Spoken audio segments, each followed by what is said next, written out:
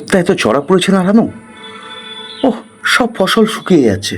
তাই তো বলি, একটু চালাকি শেখো।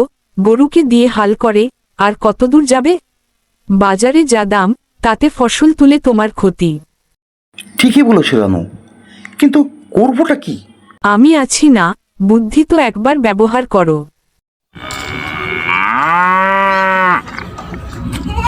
শুনেছিস যোগু, গণেশ মণ্ডল আবার লোক ঠকাচ্ছে।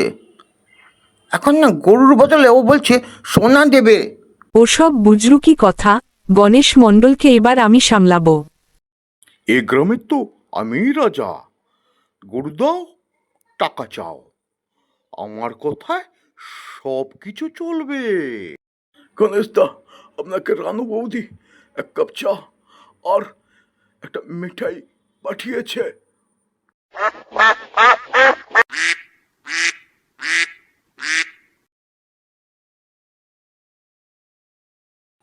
এই কেউ প্রথম উপহার পাঠালো।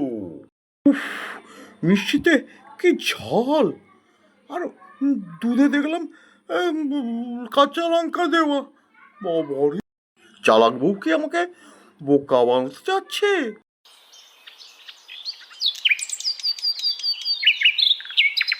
সবাই শুনুন, গণেশ মণ্ডলকে গরু দিলে তার বদলে উনি সোনা দেবেন। তাহলে একটা কাজ করি, আমি একটা কলসি দেই, উনি সেটা আমাকে ভরে দিক। এখানে এসব কি হচ্ছে? আপনি তো জাদু জানেন, আমার খালি কলসির মধ্যে টাকা ভরে আনুন, তাহলে আমিও গরু দেব। এসব তো ছেলে মানুষই কথা। সত্য কথা বলুন গণেশ মণ্ডল, আপনি কি গরুর বদলে সোনা দেবেন বলেছেন? না, মানে একটু রসিকতা ছিল আর কি।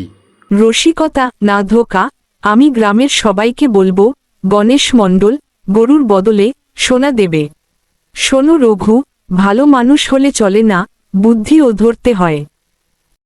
ঠিক আছে, আজ থেকে আমি একটা জিনিসই ভাববো, গরু থেকে সোনা নয়, গরু থেকে সার আর দুধ পাই। আমি না রান্ধবৌদিকে মাঝে সাঝে মাসে একবার অন্তত আমার ঘরে নিয়ে যাব, যাতে আমার বউ কিছু শেখে। বউকে আগে ভাত বানানো শেখাও, তারপর বুদ্ধি শেখাবে।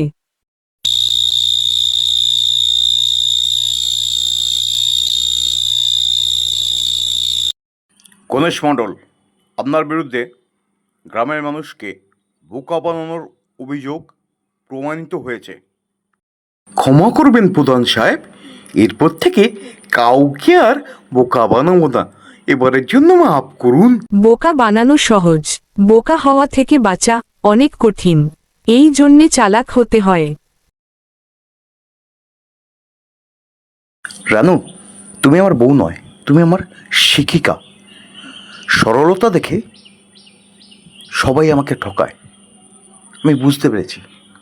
আর আমিও শিখলাম, মানুষকে বোঝাতে হলে তীক্ষ্ণ বুদ্ধি ও সামান্য হাস্যরসই যথেষ্ট।